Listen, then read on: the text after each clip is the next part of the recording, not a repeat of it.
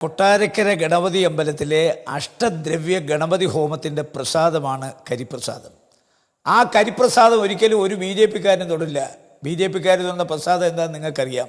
കാസർഗോട്ട് നിങ്ങൾക്കറിയാം, ഞാൻ പാർലമെൻറ്റിൽ മത്സരിക്കാൻ വരുമ്പോൾ മീനമാസത്തിലെ ചൂടിലാണ് ഞാൻ മത്സരിക്കുന്നത്.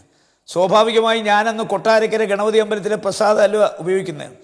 ഒരു ദിവസം ഞാൻ 4-5 മീറ്റിങ്ങുകൾ പ്രസംഗിക്കുമ്പോൾ ഞാൻ വേർത്തു കുളിച്ചതുപോലാകും. സ്വാഭാവികമായി കൊട്ടാരക്കര ഗണപതി അമ്പലത്തിലെ കരിപ്രസാദം എൻ്റെ നെറ്റിയിൽ നിന്ന് ഒലിച്ച് എൻ്റെ ഷർട്ടിലും മുണ്ടിലും ഒക്കെ വീഴാറുണ്ട്. അപ്പോൾ ഒരു ദിവസം 2-3 ഷർട്ടും മുണ്ടും മാറേണ്ട ഒരു സാഹചര്യം എനിക്കുണ്ടായി. ഈ കരിപ്രസാദം ഇടാതെ എനിക്ക് ജീവിക്കാൻ പറ്റില്ല. അങ്ങനെ വന്നപ്പോഴാണ് ഞാൻ കൊടുങ്ങല്ലൂർ പോയത്. അപ്പോൾ കൊടുങ്ങല്ലൂർ വർഷത്തിലൊരിക്കൽ അവിടുത്തെ കൊടുങ്ങല്ലൂർ അമ്മയ്ക്ക് ചാന്താട്ടം നടത്തും. കൊട്ടാരക്കര ഗണപതി ഭഗവാന്റെ കരിപ്രസാദത്തേക്കാൾ വലിയ കരിപ്രസാദമാണ് ഈ ചാന്താട്ടത്തിൻ്റെ പ്രസാദം. അങ്ങനെ അതെനിക്ക് അവർ തന്നു. അത് നെറ്റിയിൽ നിന്ന് ഒലിച്ചു പോകാറില്ല.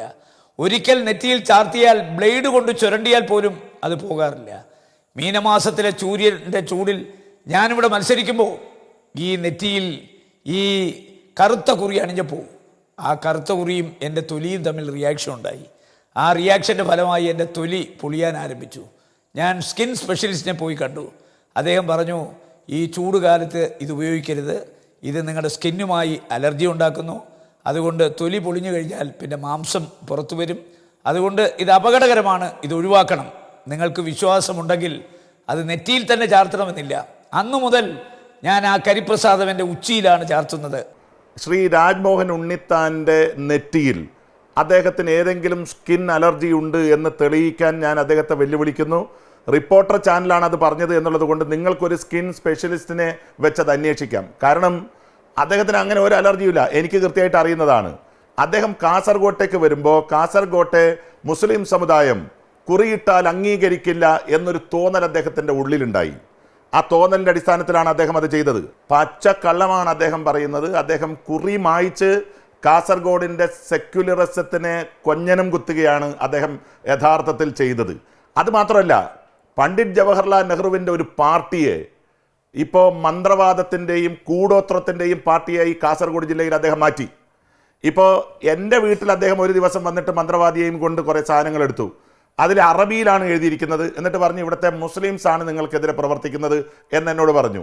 അദ്ദേഹത്തിൻ്റെ വീട്ടിൽ, അദ്ദേഹത്തിൻ്റെ പാർട്ടി ഓഫീസിൽ, അദ്ദേഹത്തിൻ്റെ ഇലക്ഷൻ കമ്മിറ്റി ഓഫീസിൽ, ജില്ലാ കോൺഗ്രസ് കമ്മിറ്റി ഓഫീസിൽ, നേരത്തെ ഈ പാർട്ടിയിൽ ഉണ്ണിത്താൻ്റെ വാശി കൊണ്ട് പുറത്തായ കരിമ്പിൽ കൃഷ്ണൻ്റെ വീട്ടിൽ ഉൾപ്പെടെ ഈ മന്ത്രവാദികളെ കൊണ്ടുവന്ന് ഇത് ചെയ്യാണ്. ഇപ്പം ഞാൻ പറയാം, ഇത്രയും ശ്രീ രാജ്മോഹൻ ഉണ്ണിത്താൻ അനുകൂലമായി ഒരു പാർട്ടിയുടെ പ്രാഥമിക അംഗത്വത്തിൽ നിന്ന് കഴിഞ്ഞ 35 വർഷക്കാലം ഈ പാർട്ടിക്ക് വേണ്ടി പ്രവർത്തിച്ച് നടന്ന എന്നെ ഉൾപ്പെടെയുള്ള ആളുകളെ പുറത്താക്കാനുള്ള ചേതവികാരം എന്താ? കെ സുധാകരൻ്റെ വീട്ടിലും ഇതേപോലെ ഉണ്ണിത്താൻ കൊണ്ടുപോയിട്ട് ഈ മന്ത്രവാദിയെ കൊണ്ടുപോയിട്ട് സാധനങ്ങൾ എടുത്തിട്ടുണ്ട്. എന്നിട്ട് പറഞ്ഞ എന്താ, വി ഡി സതീശനാണ് സുധാകരനെതിരെ ഈ മന്ത്രവാദം നടത്തിയത് എന്നാണ് അന്ന് പറഞ്ഞു നടന്നത്. KPCC ഓഫീസിൽ പോയി കെ സുധാകരൻ ഇരിക്കുന്ന മേശയുടെ വലിപ്പിൽ നിന്ന് ഈ മന്ത്രവാദിയെയും കൂട്ടിക്കൊണ്ട് സാധനം എടുത്തു. എല്ലാ സ്ഥലത്തും ദുർമന്ത്രവാദം അല്ലെങ്കിൽ അത്തരമൊരു മന്ത്രവാദിയെ മുന്നിൽ നിർത്തി രാഷ്ട്രീയ നാടകത്തിൽ നേട്ടമുണ്ടാക്കാൻ ശ്രമിക്കുന്ന ഏറ്റവും വികലമായ ഒരു കാലഘട്ടത്തിൻ്റെ പ്രതിനിധിയാണ് ഈ രാജ്മോഹൻ ഉണ്ണിത്താൻ.